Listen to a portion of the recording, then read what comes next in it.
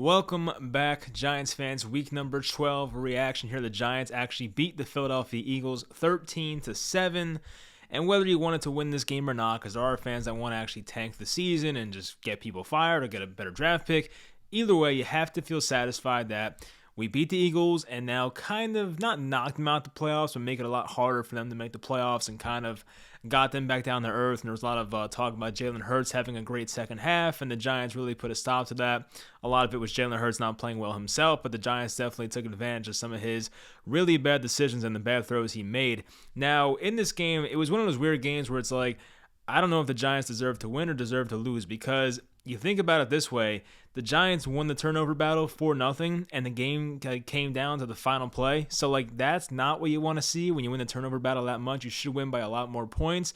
But you also could look at the flip side and say, well, the Giants played great defense throughout this entire game. They deserve to win. But once again, look, Jason Garrett or not, the Giants offense did not look that great. With Freddie Kitchens, you saw some things a bit different here. It was more creative. There were some more downfield route concepts from what I've seen on TV. I want to go back and actually watch this game and see the coach's film and see how it went. But just watching it, you can see there was more of a different variety of routes and less of that, crow route nonsense 5 yards down the field. So Daniel Jones actually did not have a pass attempt. I think he had one maybe that was 20 yards or more. So that wasn't what you wanted to see. But I think the offense looked a little better, so maybe we're trending in the right direction. But putting up 13 points when you once again win the turnover battle 4-0 is not what you want to see. So that was a bit disappointing, but I guess things are better, and hopefully they trend in the right direction as Freddie Kitchens becomes more comfortable calling the plays. So we'll start with the offense. By the way, as I always try to say, remind you guys, subscribe to the podcast version of this MTN Giants podcast. Leave a 5-star review, kind review, all that good stuff. Thank you if you do. All right, so for the offense, winning by 6, but winning the turnover battle by this much is not great. I talked about that before. And the thoughts on the Freddie Kitchens offense, just out the gate, it was more exciting. We saw that really cool play where it was a misdirection, then a screen to Evan Engram that picked up 15 yards or so.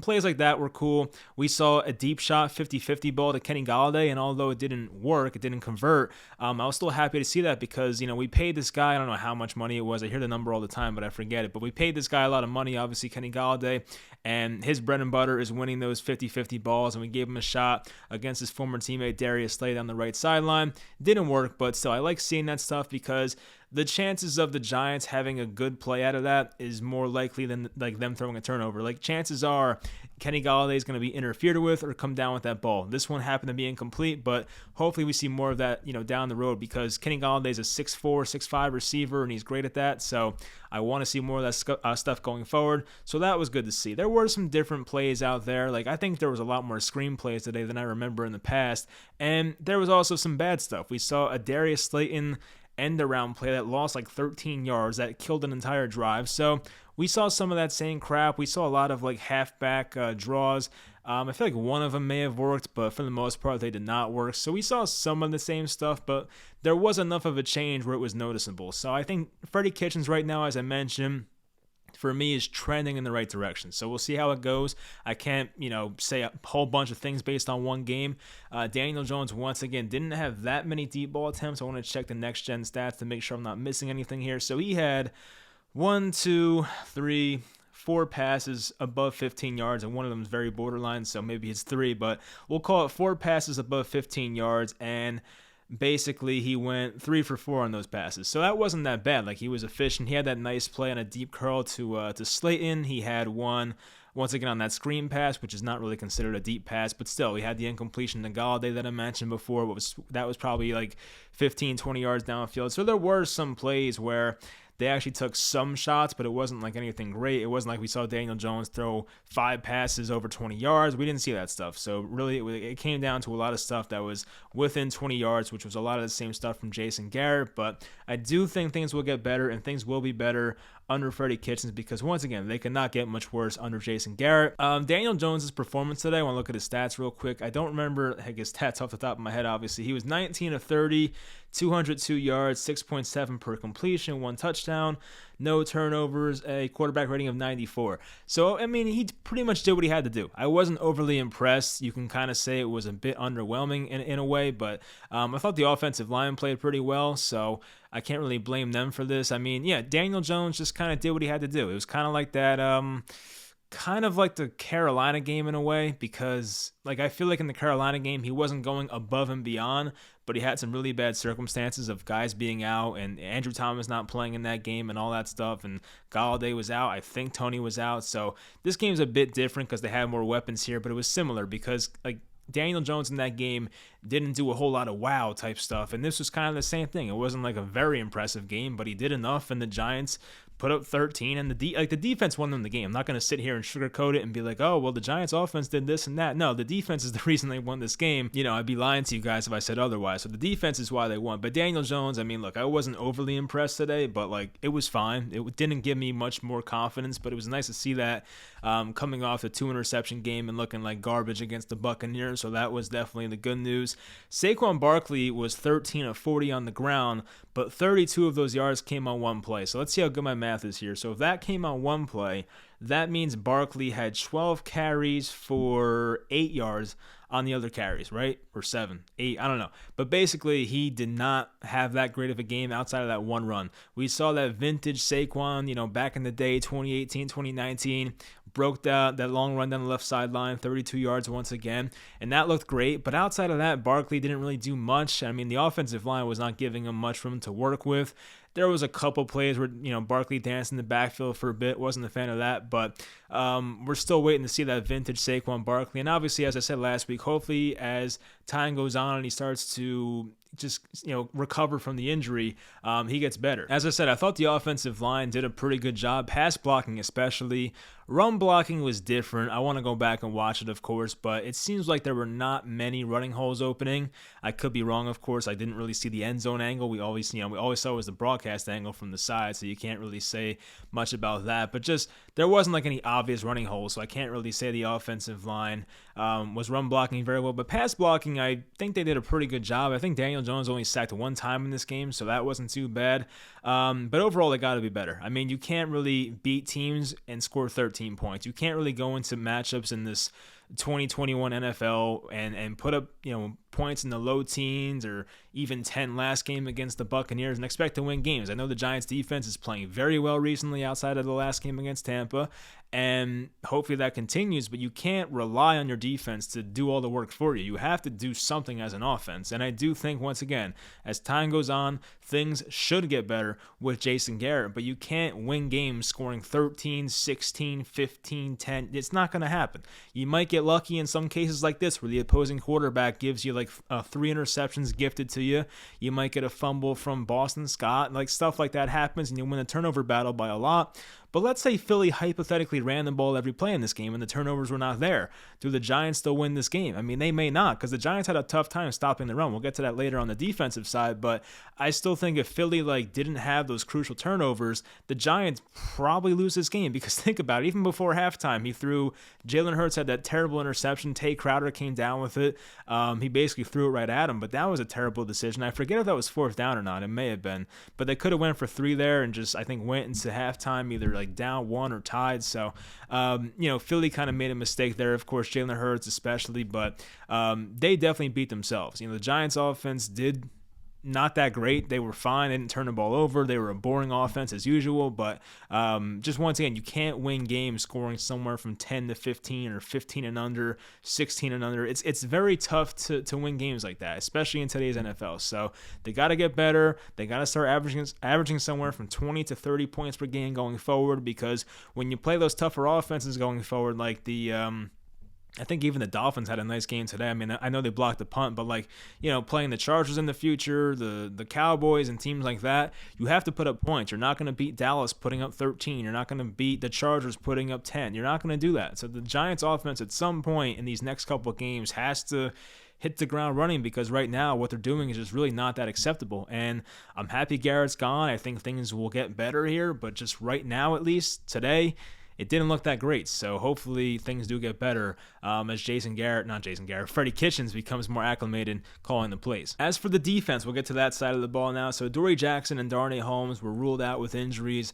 I think that Holmes had like a chest injury, and I think that Adoree had a quad injury. Adoree, of course, is scary because he's had the injury concerns and injury history in the past with Tennessee, so that one definitely makes us concerned. But I did see Adoree Jackson on the sideline. I'm sure you guys did too if you watched this on TV. He was like, pacing on the sideline, trying to get back in the game. So it's not like it was like a season-ending type thing. Hopefully, like it didn't look that bad. As for, Darnay Holmes, it was funny because he intercepted that pass, which was an awful throw, by the way, on a post route, I think, and he, undercut it and took it back for like 20 yards or so on the interception return. He got hit pretty hard, and he was out the game as well. But, you saw him, trying to celebrate, but also was, in pain, so that was, a weird combination there. But Darnay Holmes hopefully should be fine. Obviously, when you're a cornerback, you'd rather be, an upper body injury rather than lower body, because if it's your knee or, your ankle or your foot, that's a lot harder to come back from, or your quad in the Dory Jackson's case. So hopefully those guys are back next week. Definitely need them going forward. The defense only allowed 124 passing yards, and Jalen Hurts had 31 attempts. So that's really good, honestly. The Giants' defense, secondary-wise, was awesome. They had some guys playing that, should not be playing, J.R. Reed and some guy named, Brandon Parker? Something Parker. I forget his name, honestly. This was his first Giants game. He was a former Cowboy, I believe. So they were playing with some just random dudes in the secondary at some point, but they found a way to make it work. I wanted to credit Aaron Robinson, the third-round rookie. He played well at some points in this game. He had one kind of, it wasn't even a bad moment. It was just he had this unfortunate moment where Quez Watkins on the first one of the first drives for Philly made a nice catch on the right sideline against Aaron Robinson, but it was good defense, and I think Robinson was the guy in coverage when Jalen Reagor dropped that pass on the left sideline that could have gave Philly the win. So I think Aaron Robinson played well in this game. He had a nice run stop as well. So Aaron Robinson, that's definitely a guy I'm looking forward to seeing how he finishes his year. Obviously missed the first half of the year with his injury, so if we can get a good second half out of him, that'll definitely leave us optimistic going forward. And he could be one of those guys that can be a slot corner, outside corner. He can do it all, I feel like. So Aaron Robinson is definitely exciting for us fans going forward. But once again, 3 interceptions for Hurts in this game. Darnay had 1, Tay Crowder, and Xavier McKinney. So those 3 guys making big plays, of course. They weren't the toughest interceptions. They were kind of right at them, I think. But still, the Giants definitely dropped some interceptions, too. I think Julian Love had one that was so easy. It was so easy. Julian Love had one that was tipped off a guy. I think it was on that play on the left sideline to Jalen Reagor on the final drive, and it was tipped up in the air, and Julian Love had it and somehow slid right through his arms and hit the ground. So that was bad. And I think McKinney had one that was it was a tougher play where he kind of had to dive forward, but he had it in his chest, and that slipped through as well. So they could have had a lot more interceptions in this game, honestly, but 3 interceptions, you'll take that any day as a fan. And I will say, Jalen Reagor and Boston Scott helped the Giants win this game. There's no doubt about it. You want to give credit where credit's due, and I got to give credit to some of the Eagles' offensive weapons for helping us win this game. Jalen Reagor had 2 prime opportunities to win this game for Philly. Of course, that one play that I mentioned 3 times now, down the left sideline. Yes, it was good positioning by Aaron Robinson, but it was a really good throw by Jalen Hurts. And it's hard to say that because Hurts looked terrible throwing the ball downfield. Any pass 15 plus yards, Jalen Hurts looked like me throwing a football, which is not what you want to be. So he looked terrible, but that was the one throw where he put it in the great spot on the outside shoulder, and I think it hit off of Reagor's hands, and then it was popped up in the air, and Julian Love dropped the interception. So there was that play, and of course the final play for the Eagles where somehow Jalen Reagor gets kind of open, somewhere right on the goal line, and Aaron Robinson was kind of late reacting to it, and then he has the ball in his hand, and it just slips through his hands. It was crazy. So Jalen Reagor, the former first-round pick, the guy taking over Justin Jefferson, as we infamously know by now. Great news for Giants fans, obviously, because him and Devontae Smith would be a problem. So the fact that they have Jalen Reagor is great for us, obviously. But yeah, he definitely helped us win this game, I must say. And of course, Boston Scott. Now, credit to Dexter Lawrence for knocking that ball out. I think Lawrence was the one who knocked it out, and then it kind of bobbled it and just went right right to Julian Love, who recovered the fumble. So that was a cool play. And at that moment, I thought the game was over. But of course, Joe Judge, and him being the conservative coach he is, decides to run the ball basically 3 straight times. It was 2 running plays, and then one of them, the last one, was Daniel Jones rolling out to his left, and he just slid and let the clock roll. So smart play by Daniel Jones there, I must say.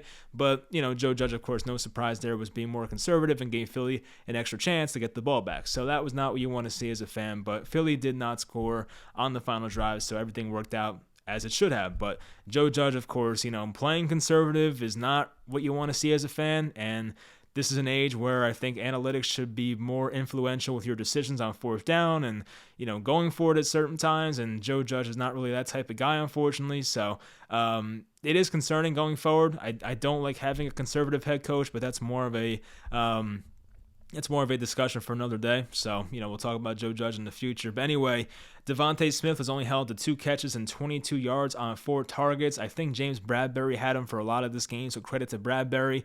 Did not hear his name a lot, but that's definitely a good thing.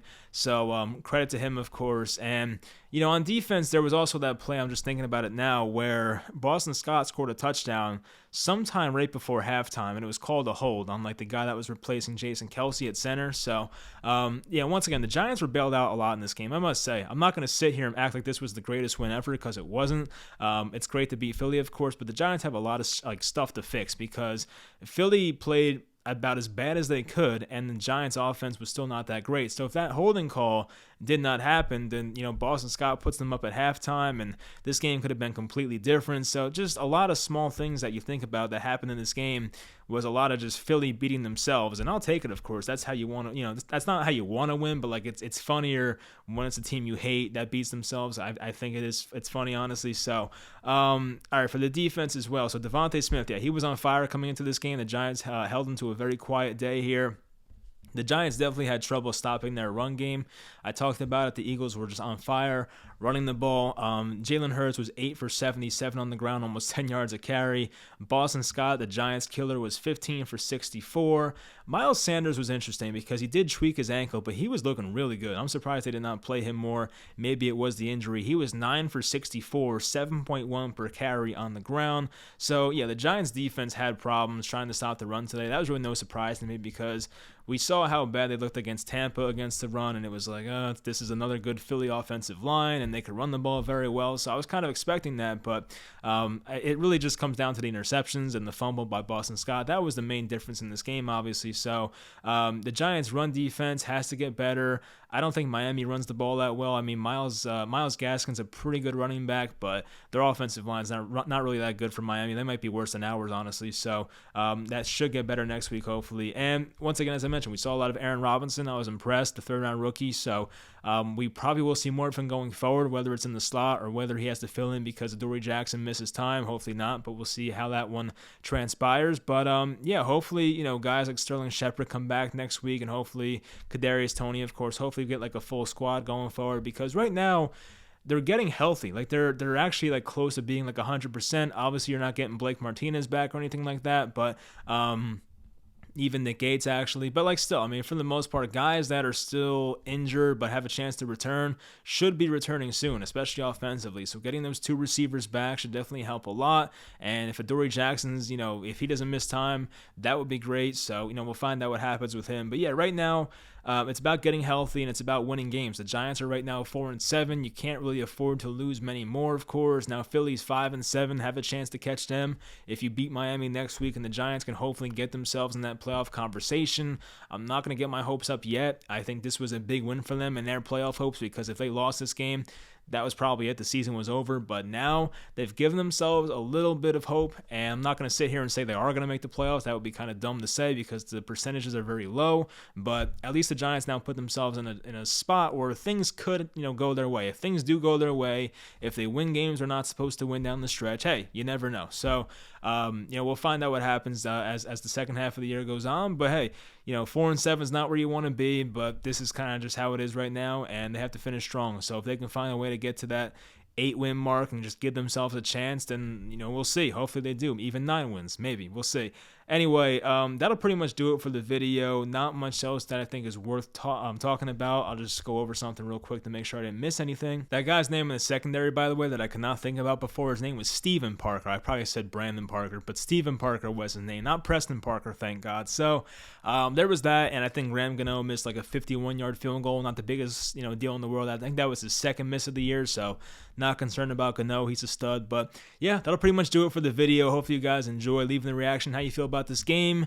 I'm sure some people, once again, did not want to win, but that's just how it is. I mean, it's always exciting to beat a division rival, I will say, because Philly fans were on their high horse, and they're like, oh, Jalen Hurts might be the future. We're hot right now, but the Giants put an end to it. So I'm happy to be that team to do it. So hopefully maybe they go into Miami next week and get a win. They've been playing good football lately. I think Miami's won 4 in a row now. Some of them against not the best competition, but they beat the Ravens on Thursday a few weeks ago, so that was impressive. But they got to beat Miami, so to keep the season alive, they got to keep winning, and hopefully they can find a way to do that. I'll have a preview video out for that on Friday or so we'll get to that. Anyway, hopefully you guys enjoyed this video, and I'll talk to you guys next time.